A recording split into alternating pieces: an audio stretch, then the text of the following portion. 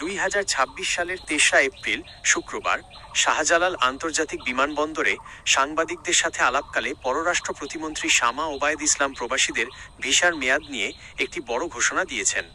আপনি যে সুখবর এবং এয়ারপোর্ট প্রসঙ্গের কথা বলছেন তার সর্বশেষ আপডেট নিচে দেওয়া হলো। ভিসার মেয়াদ 1 মাস বৃদ্ধি।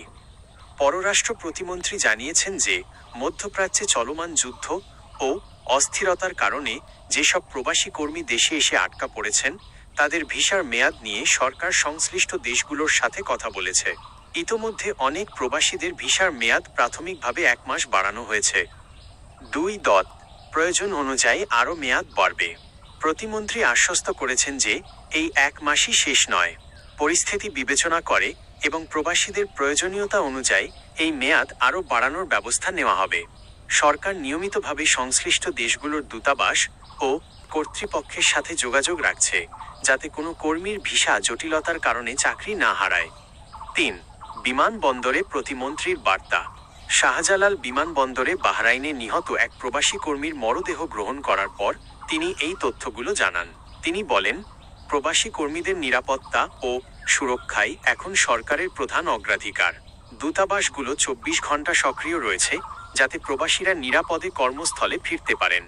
যারা অবৈধ পথে বা দালালের মাধ্যমে বিদেশ গিয়ে বিপদে পড়ছেন তাদের উদ্ধারেও কাজ চলছে। 4. এয়ারপোর্ট ও ইমিগ্রেশন সুবিধা।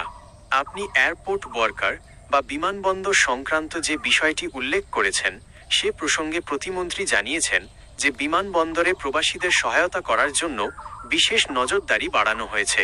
বিশেষ করে দুর্যোগপূর্ণ এই সময় প্রবাসীরা যাতে কোনো হয়রানি ছাড়াই যাতায়াত করতে পারেন তা নিশ্চিত করা হচ্ছে। আপনার জন্য করণীয়। আপনার যদি বাহরাইন, কাতার বা অন্য কোনো মধ্যপ্রাচ্যের দেশের ভিসা থাকে এবং আপনি দেশে আটকে থাকেন তবে আপনার ভিসার স্ট্যাটাস অনলাইনে চেক করুন। মেয়াদ বাড়ানোর জন্য সরাসরি দালালের কাছে না গিয়ে আপনার নিয়োগকর্তা, কফিল কোম্পানি অথবা প্রবাসী কল্যাণ ডেস্কের সাথে যোগাযোগ করুন।